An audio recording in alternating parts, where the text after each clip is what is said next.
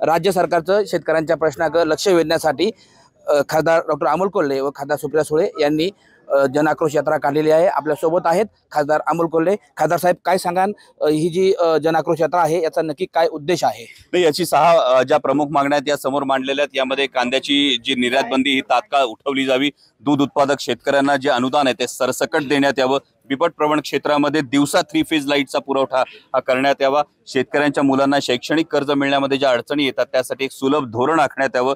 जशी तुम्ही मोजक्या उद्योगपतींची 25 लाख कोटी रुपयांची कर्ज माफ करता त्या पद्धतीनं निसर्गानं नाडलेल्या, अवकाळीनं, गारपिटीनं, दुष्काळानं नाडलेल्या आमच्या सर्वसामान्य शेतकऱ्याचं काही हजार रुपयांचंच कर्ज आहे ते कर्ज माफ करण्यात यावं, या आमच्या प्रमुख मागण्या आहेत। अनेक वेळा पाहिलं जातं की शेतीमालाचा बाजारभाव वाढल्यानंतर शेतीमाल हा आयात केला जातो, खाणाऱ्यांची काळजी केली जाते, मात्र ज्यावेळेस शेतीमालाचे बाजारभाव पडतात त्यावेळेस कोणत्याही प्रकारचं धोरण अवलंबलं जात नाही। यामध्ये जर आपण आकडेवारी बघितलं तर केंद्र सरकारची कागदावर ऑपरेशन ग्रीन नावाची एक योजना आहे। आपण आकडेवारी बघू शकता, महाराष्ट्र सरकारनं सुद्धा या संदर्भामध्ये केंद्र सरकारकडे पाठपुरावा करायला हवा।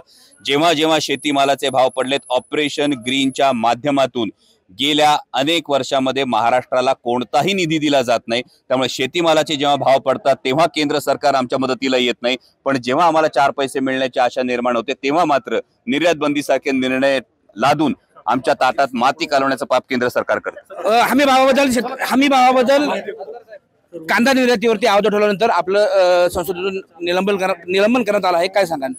हे निलंबन अत्यंत दुर्दैवी आहे। मी आणि खासदार सुप्रियाताई सुळे हीच मागणी करत होतो की कांदा निर्यात बंदीविषयी चर्चा व्हावी, शेतकऱ्यांच्या कर्जमाफीविषयी चर्चा व्हावी, पण हा आवाज दडपण्याचा हा प्रयत्न जो होतोय त्यामुळेच आता रस्त्यावर उतरून शेतकऱ्यांचा आवाज सरकारपर्यंत पोहोचवण्याचा जन संघर्ष यात्रेवरती टीका झाली आहे, तुमच्यावरती पण टीका करण्यात आली आहे, काय सांगाल? कोणावर टीका करण्यापेक्षा हे सर्वसामान्य शेतकऱ्यांचे प्रश्न हे सोडवण्याला प्राधान्य द्यावं। खासदार अमोल कोल्हे यांनी जनसंघर्ष यात्रा काढली आहे, त्या माध्यमातून ते शेतकऱ्यांच्या प्रश्नावरती राज्य सरकारचं लक्ष वेधण्यासाठी प्रयत्न करणार आहेत। टाइम्स नाऊ मराठीसाठी सचिन तोडकर, किल्ले शिवनेरी, जुन्नर।